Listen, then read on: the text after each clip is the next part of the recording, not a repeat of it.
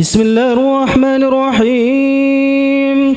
وكان رضي الله عنه يقول وهو من باب التحدث بالنعمة لقوله تعالى وأما بنعمة ربك فحدث.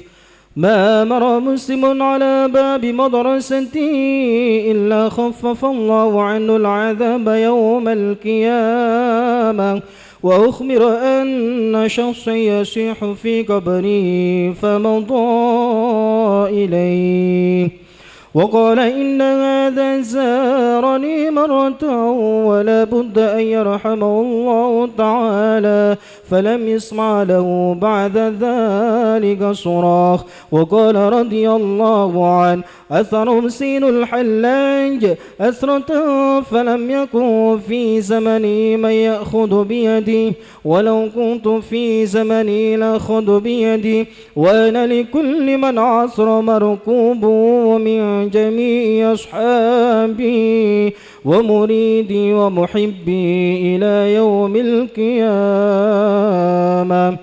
آخذ بيدي كلما عثر حيا وميتا، فإن فرسي مسرج ورمحي منصوب وسيفي مشهور وقوسي موطور لحمد مريدي وهو غافل. وقال رضي الله عنه أنا نار الله الموقدة، أنا سلاب الأحوال، أنا بحر بلا ساحل، أنا المغفوت، أنا الملحوت، يا صوام يا قوام.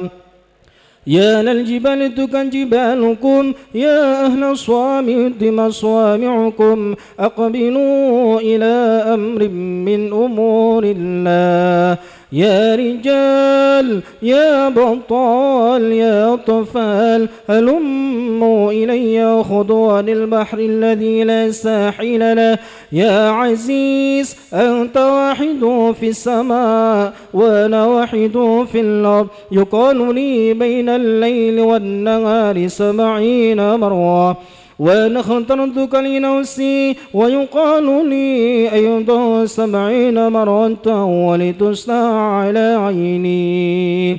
وعزني ربي إن السعداء والأشقياء يعرضون علي ويوقفون لدي، وإن نور عيني في اللوح المحفوظ مقيم. أنا غيث في بحر علم القديم، أنا حجة الله عليكم يوم الأرض، أنا نائب رسول الله صلى الله عليه وسلم ووارثه، يقال يا عبد القادر رضي الله عنه. الفاتحة.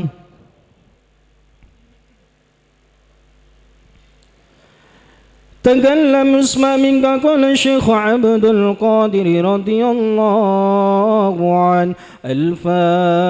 الفاتحة.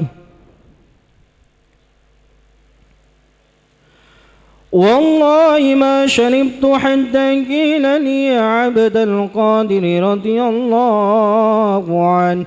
الفاتحة.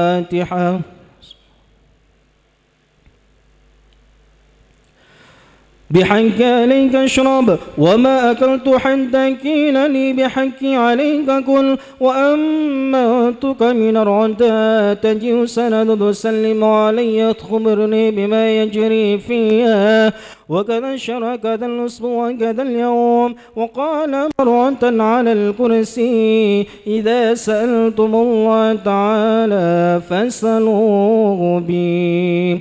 وكان رضي الله عنه أسمر اللون مكرون الحاجبين، أريد حليتي طويلة، أريد الصدر نحيف البدن ربع القامة، جوهري الصوت بهي الصوت سريع الدم شديد الخشية كثير الليبة مجاب الدعوة كريم الأخلاق طيب الآراق. أبعد الناس الفش أقرب من الحق شديد البأس إذا تلك محارم الله عز وجل لا يغضب لنفسه ولا ينصر لغير ربي ولا يرد سائلا ولو بأحد ثوبه وكان التوفيق رائدا وتأييد معرضا والعلم مؤذبا والقرب مؤيدا والمحاضرة كنزا والمعرفة يرزا والخطاب مسيرا واللحن سفيرا والأنس نديما والمست نسيما والسلك راية والفتح بضاعة والعلم ضيعة والذكر سميرا والمكاشفة نداء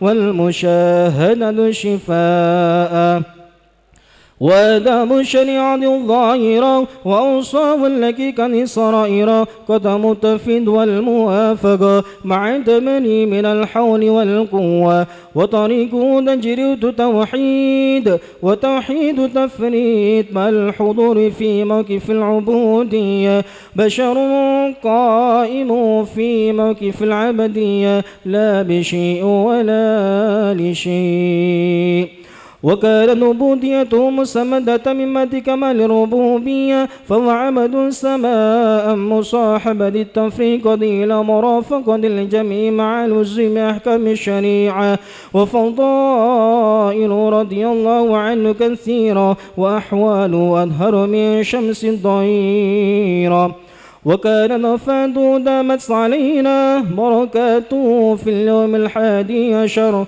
من شهر ربيع الثاني سنة 61 و500 وعمره 91 سنة ودفن ببغداد وقبره ظهير يزار ويقدس من سائر الأقطار رضي الله عنه ونفعنا به أجمعين اللهم آمين اللهم آمين اللهم انشر نفحات الرضوان عليه وأمدنا بالأسرار التي أودعتها لديه